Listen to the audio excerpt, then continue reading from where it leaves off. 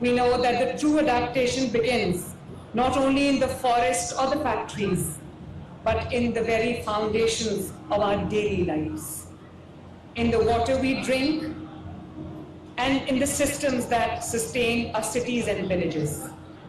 And that is why, ladies and gentlemen, for the first ever time, Punjab has established district water and sanitation authorities in all 41 districts of Punjab, a framework that until just last year, up until I assumed office, it existed in only 5 districts, 5 of 41 districts. This indeed is a giant leap, is a historic leap, and a century-late correction as we launch the largest water and sanitation rehabilitation program in our province's history, now transforming all 41 districts.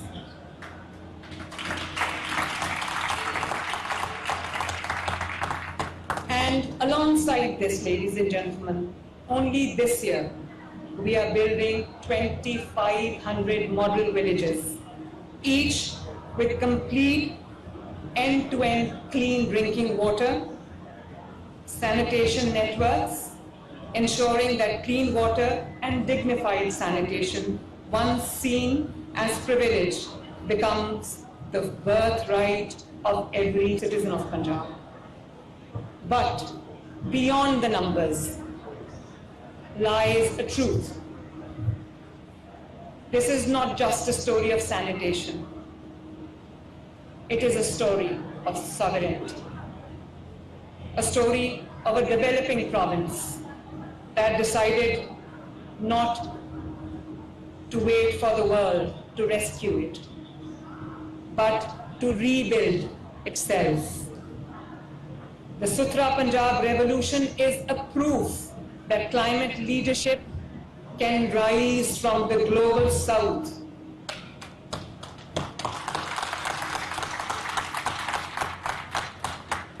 That governance, when powered by empathy, equity, and evidence, can change both systems and souls. We are not just cleaning our streets.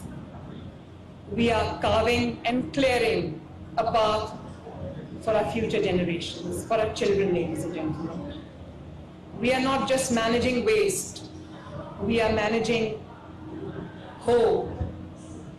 And as we stand here at COP30, I say this with conviction, Punjab's journey is not an end. It is just the beginning.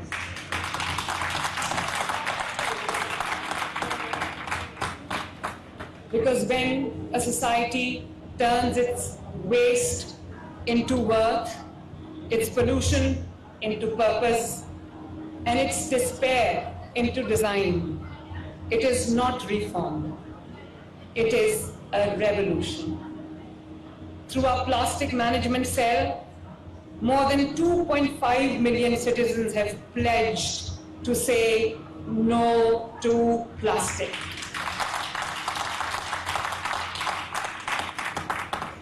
And ladies and gentlemen, with my education minister, a very vibrant, hardworking, dynamic education minister, sitting here, for the first ever time, Punjab has launched the Waste-Wise school certification programs, turning classrooms into living laboratories of sustainability. Students are learning segregation and recycling, and the 422 tons of plastic confiscated under Say No to Plastic campaign are being reborn as recycled bins, as classroom furniture, park benches. Ladies and gentlemen, it is indeed a true transformation from waste to wealth.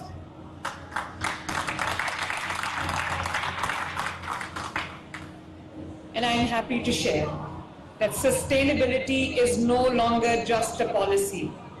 It has become a social language. Our industries, once symbol of smoke, are now partners in progress.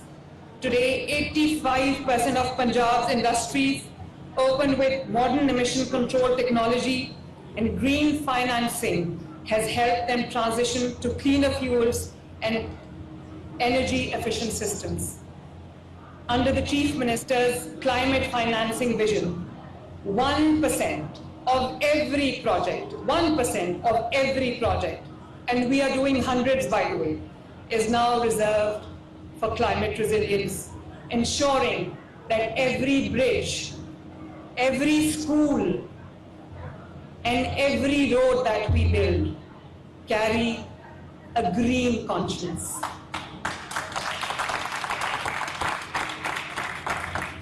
And as our cities grow and our systems smarter, Punjab turned once more to its oldest ally, nature itself. Because no climate vision is complete without the forests that protect, the rivers that sustain, and the wildlife that reminds us of beauty and balance. Excellencies, distinguished delegates, if our cities represent resilience, our forests represent renewal. Where once forests stood silent and vulnerable, they now rise in strength and vigilance. Millions of trees have been planted in less than a year. River corridors have been restored and wetlands revived to act as natural lungs and buffers against climate extremes. A dedicated forest protection force patrols these landscapes, equipped with electric bikes, GPS tracking systems, drones, and AI-driven monitoring dashboards. Advanced thermal imaging and early warning sensors detect heat and smoke before the fires spread, giving forests a shield of foresight as well as fires. Every tree and every acre is geotagged, monitored, and connected to a central digital governance system, ensuring transparency, accountability, and ecological resilience. Once, the cry of the wild in Punjab was fading. The rivers had grown silent, the forests were shrinking, and the flight of our birds had become a rare sight. But today, the wilderness breathes again. Under the Punjab Wildlife and Biodiversity Revival Programs, we have launched the most ambitious rescue, rehabilitation, and conservation movement in Pakistan's history, a renaissance of compassion and coexistence. Since March 2024, Punjab has led a province-wide operation that has rescued over 35,000 rare birds.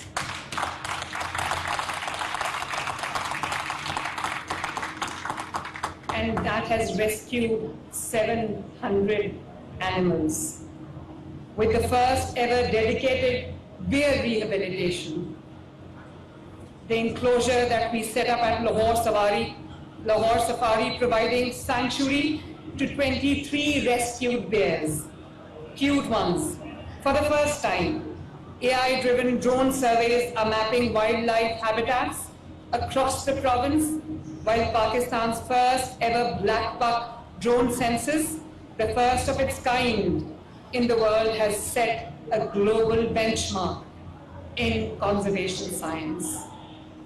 Through an AI-based wildlife consensus being conducted in partnership with IUCN, Punjab is building a living digital map of every species across our ecosystem. But beyond the data, ladies and gentlemen, lies a human story of empathy and innovation. We have approved the first ever Wildlife Rescue Rangers force, equipped with rescue vehicles, electric bikes, and again GPS collars to track rehabilitated animals. 3 modern rescue centers and a wildlife helpline now operate round the clock to save injured or endangered species.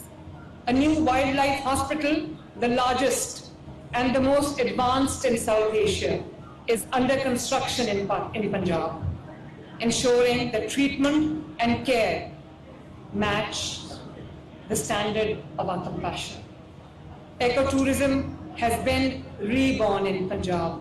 Projects worth over 8.7 billion are transforming natural sites into model nature destinations, while new zoological and biodiversity parks are redefining how people experience nature responsibly. Punjab has also strengthened justice for wildlife. The Punjab Wildlife Act and Protected Areas Act now includes special courts, whistleblower protections, and penalties up to 7 years imprisonment, and 5 million rupees in fines for cruelty or illegal trade. Something I'm really very, very proud of. A new wildlife force of around 600 officers, 25% of which are women, now enforces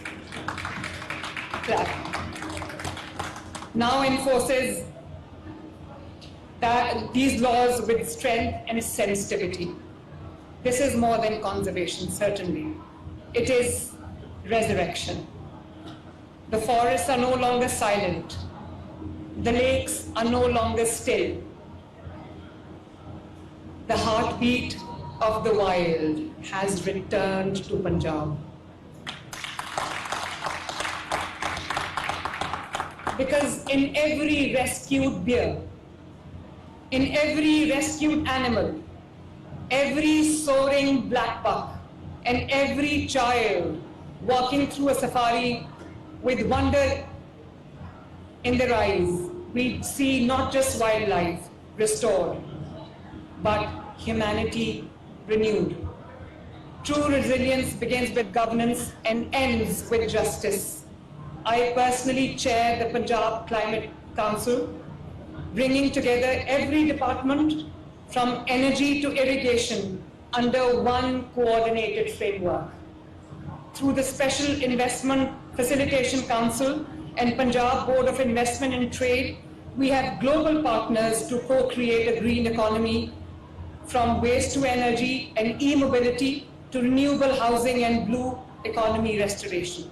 Excellencies, from the heart of the Amazon to the plains of the Indus, from the glaciers of the north to the deltas of the south, one truth resounds. We are one humanity breathing through one planet.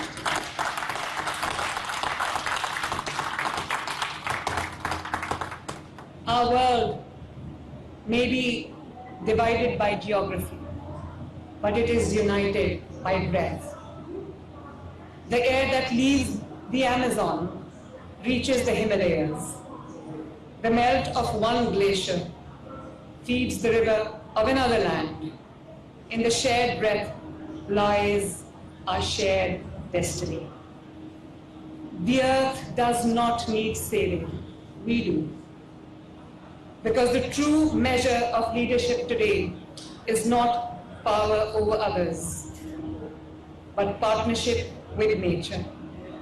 Let us rise together, ladies and gentlemen, not as nations divided by borders, but as custodians bound by shared purpose.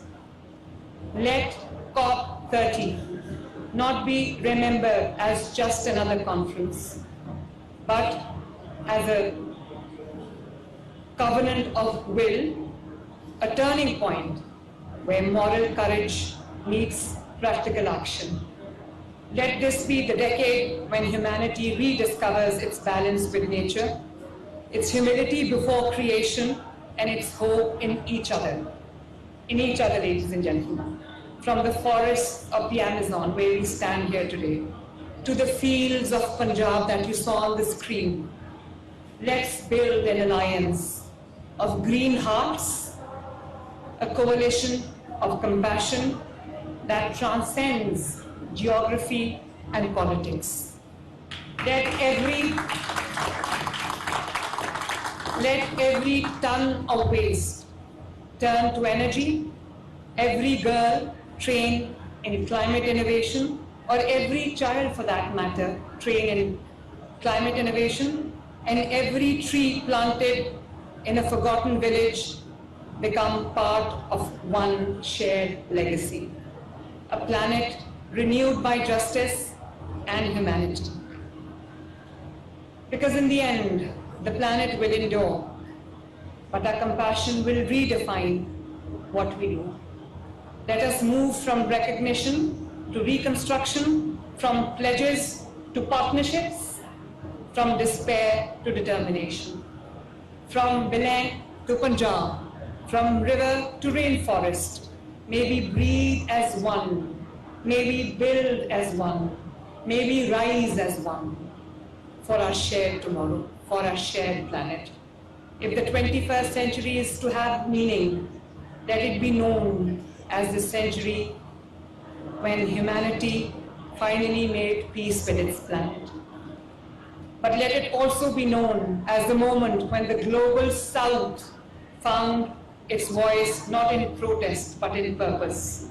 The time has come to redefine the balance between the global North and the global South, not built on aid but on accountability, not on pity but on partnership. The global North must lead with responsibility, and global South with innovation and resilience. Together, we can turn historic inequality into shared purpose, and shared purpose into planetary survival. When nations that suffered the most, yet contributed the least, stood up not as victims of climate change, but as leaders of climate justice. When we declare that compassion is our currency, equity is our demand, and shared survival is our politics. At COP30, ladies and gentlemen, let the global South rise together, united in resolve, equal in dignity, and unstoppable in belief that climate action is not charity, it is justice. Thank you very much, ladies and gentlemen.